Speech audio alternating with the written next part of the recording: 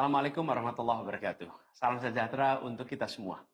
Saudara-saudara sekalian, hari ini KPU telah mengeluarkan pengumuman resmi yang hasilnya dalam versi KPU telah kita dengar bersama. Tapi dalam sebuah pemilihan, proses itu tidak kalah penting daripada hasilnya. Proses pemilihan itu penting untuk dipastikan terbuka, adil, jujur, bebas dari berbagai macam tekanan. Untuk apa? Untuk menjamin bahwa semua suara yang memenuhi syarat akan didengar dan akan dihormati. Proses pemilihan ini penting untuk dijaga agar memastikan legitimasi, kepercayaan, dan inklusivitas dalam hasilnya. Tanpa proses yang kredibel, legitimasi calon yang terpilih atau legitimasi keputusan bisa menyebabkan keraguan. Maka menjaga integritas pemilihan adalah fundamental untuk kelangsungan demokrasi dan untuk terpenuhinya aspirasi masyarakat secara keseluruhan. Atas dasar itu, izinkan kami menyampaikan pernyataan untuk mendakapi proses pemilu yang sejak awal hingga saat ini. Saudara-saudara sekalian, sepanjang perjalanan Pilpres kali ini, sejak awal kita semua telah melihat dan menemukan begitu banyak ketidaknormalan, kekurangan, dan pembiaran terhadap proses yang tidak wajar, yang tidak pernah terjadi sebelumnya dalam sejarah bangsa ini. Sudah menjadi rahasia umum, berbagai kekurangan ini telah kita temui sejak jauh sebelum pencoblosan. Mulai dari rekayasa regulasi sampai ke intervensi alat negara. Dan semua ini telah menjadi catatan media serta jadi catatan publik. Mas Anies dan saya maju pencalonan sebagai capres dan cawapres ini untuk membawa misi perubahan, menghadirkan keadilan dan kemakmuran bagi semua, menegakkan kembali demokrasi dan menunaikan janji-janji reformasi. Dan berdasarkan catatan dari KPU tadi, ada puluhan juta orang yang menitipkan suara kepada kami berdua. Maka demi memperjuangkan suara mereka yang percaya pada perubahan dan tetap teguh hingga akhir, kami memutuskan meminta tim hukum Timnas Amin untuk maju ke Mahkamah Konstitusi dan menyampaikan kepada majelis hakim serta publik luas tentang berbagai kekurangan dan penyimpangan yang telah terjadi selama proses Pilpres kali ini. Terlalu banyak temuan-temuan tentang proses demokrasi yang tidak berintegritas ini yang telah dikumpulkan oleh tim hukum Timnas Amin. Semua ini nanti akan disampaikan oleh tim hukum kepada Mahkamah Konstitusi. Kami mempercayakan sepenuhnya proses ini kepada tim hukum yang dipimpin oleh Saudara Ari Yusuf Amir. Dan tentu dikawal dan didukung sepenuhnya oleh tim Amin di bawah kepemimpinan Kapten Muhammad Saugi. Kami menyerukan kepada seluruh relawan dan pendukung, mari kita dukung sepenuhnya tim hukum berjuang di jalan konstitusional yang telah tersedia secara sah. Dan kita semua akan terus menjaga etika demokrasi, menjaga suasana kedamaian dan persatuan.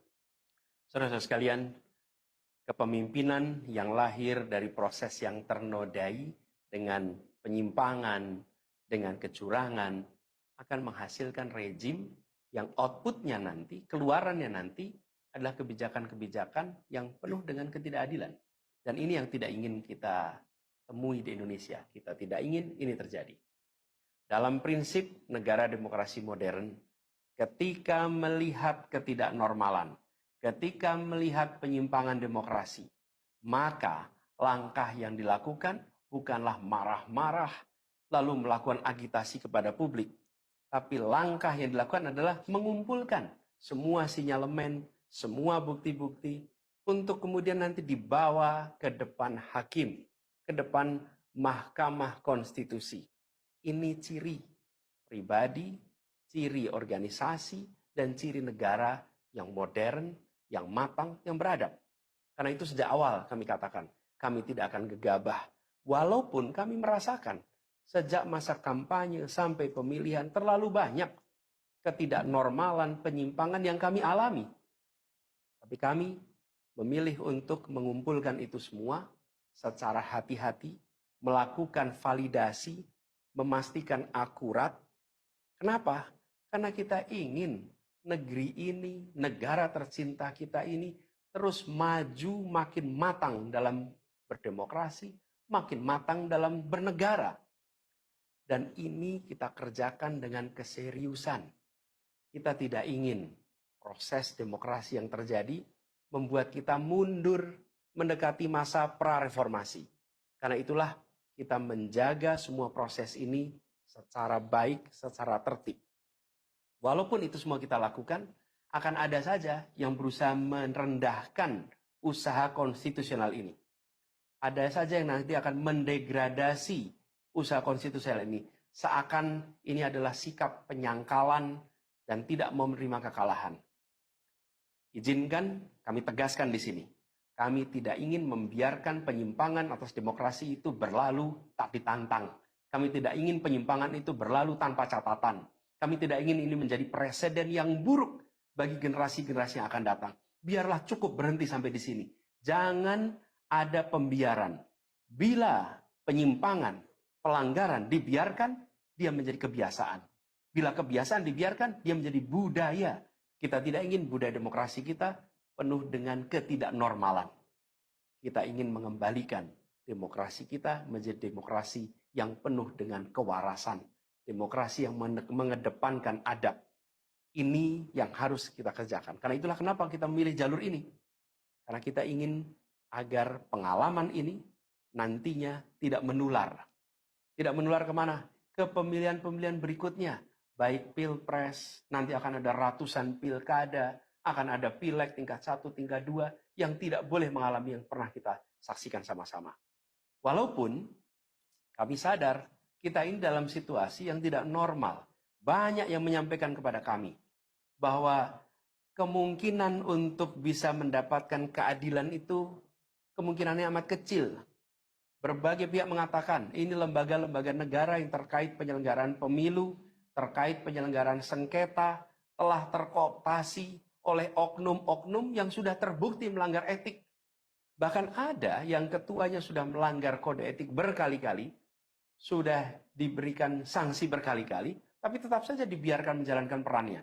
Padahal perannya memiliki dampak pada kehidupan seluruh bangsa Indonesia dan perjalanan ke depan negara kita.